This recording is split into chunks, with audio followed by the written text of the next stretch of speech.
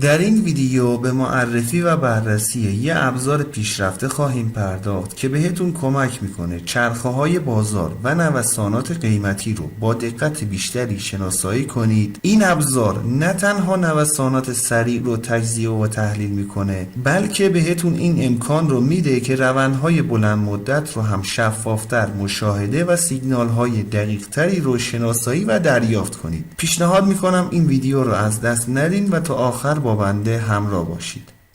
سلام، من علیرضا هستم و اینجا کانال گلدن تریدینگ سیستم. خیلی خوش اومدین به یه ویدیو دیگه از سری آموزش اندیکاتور و استراتژی های معاملاتی تریدینگ ویو. اندیکاتوری که در تصویر مشاهده میکنید یه ابزار هوشمند و پیشرفته هست که برای تحلیل روندها و چرخه های بازار با دقت بالا طراحی شده. این اندیکاتور داده های قیمتی پیچیده رو به قسمت های ساده تری به نام Intrinsic Mode Functions یا به صورت ساده تر IMFS تجزیه میکنه و به معامله‌گران این امکان رو میده تا الگوها و روندهای پنهانی رو شناسایی کنن که توسط اندیکاتورهای سنتی قابل مشاهده نیست. نحوه عملکرد اندیکاتور بدین شرح هست که بیس و پایه این اندیکاتور بر اساس یه روش خاص به نام Empirical Mode Decomposition یا به صورت مخفف EMD هست. این روش با تجزیه داده های قیمتی در لایه های مختلف کار میکنه که هر لایه نمایانگر فرکانس های متفاوتی در حرکات بازار هستند. در مرحله بعد مقادیر IMFS از داده ها استخراج میشه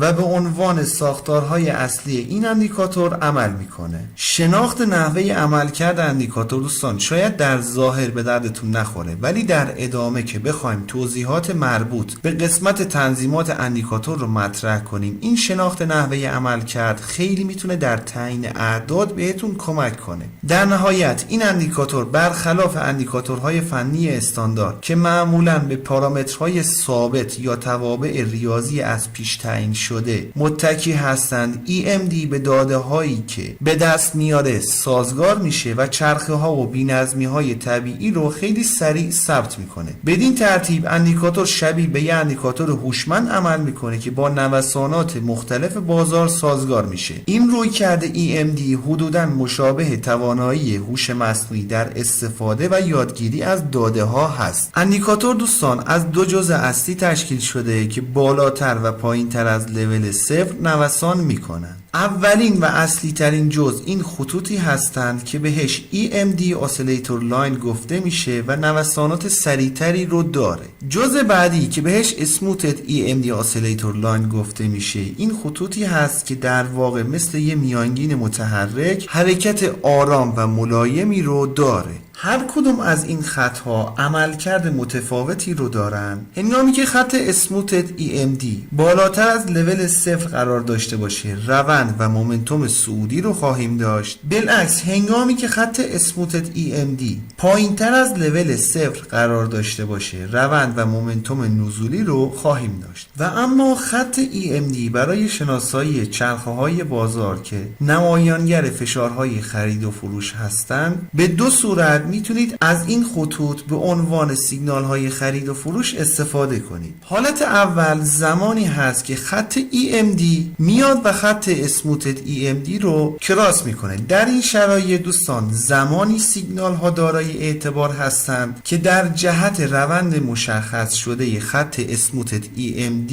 قرار داشته باشند. مورد دوم دوستان زمانی کارایی لازم رو داره که مثل محل هایی که مشخص شده قیمت وارد یه فاز اصلاحی شده باشه، بعدش زمان کوتاهی به پایینتر یا بالاتر از لول 0 برسه و خیلی سریع برگرده. این مورد بهترین حالتی هست که میتونید استفاده کنید، ولی اگه بخواید تحت هر شرایطی از این قابلیت استفاده کنید همونطور که مشاهده میکنید در روندهایی که رنج و خنثی هستن باعث تولید سیگنال های فالس زیادی میشه. اندیکاتور دو محدوده رو در بالا و پایین پایین به عنوان حدهای اشباع خرید و فروش در لول های 1 و -1 مشخص و برجسته سازیش میکنه که با ورود خط EMD به این محدوده ها در واقع نشانه ای از خرید و فروش های افراطی هست و میتونه به عنوان نقطه مناسبی برای ورود یا خروج از معاملات در نظر گرفته بشه. یه نکته ای رو در باب لول های اشباع خدمتتون توضیح بدم. دوستان ببینید ورود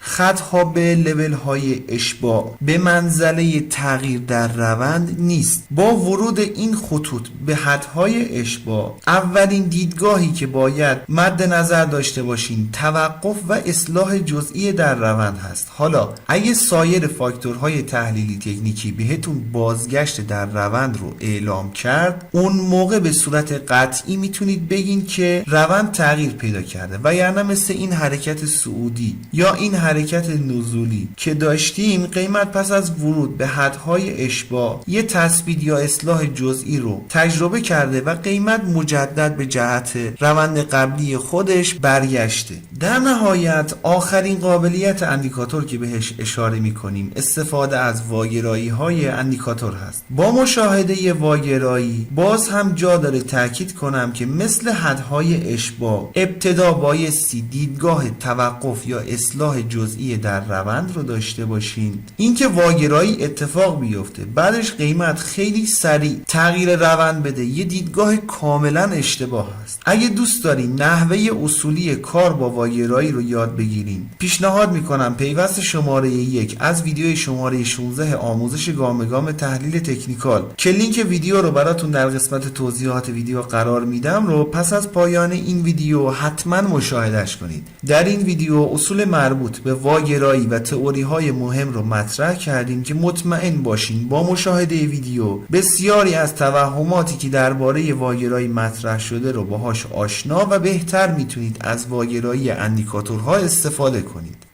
برای انداختن اندیکاتور روی چارت باید وارد سرورگ ایندیکیتورز بشیم. در تب سرچ بار عبارت EMD آسیلیتور رو وارد کنیم. این اندیکاتور هست که توسط زایرمن طراحی شده. بسیار خوب، قبل از اینکه بخوایم گریز کوتاهی به قسمت تنظیمات اندیکاتور داشته باشیم، میخوام ازتون درخواست کنم که اگر فکر میکنید اندیکاتور یا ویدیو مناسب هست لطفاً ویدیو رو لایک کنید. اگرم تا الان کانال خودتون کانال گلدن تریدینگ سیستم رو سابسکرایب نکردین لطفاً سابسکرایب کنید و علامت زنگوله رو هم بزنید تا به محض انتشار ویدیوی جدید بهتون اطلاع داده بشه. بسیار خوب، گزینه ویندو لنگت تعداد کندل هایی که برای تحلیل EMD استفاده میشه رو تعیین میکنید. اعداد بالاتر قرار بدین داده های بیشتری رو تحلیل میکنه ولی قاعدتاً عملکرد اندیکاتور کند میشه. اعداد پایین تر قرار داده بشه داده های کمتری رو تحلیل میکنه ولی نوسانات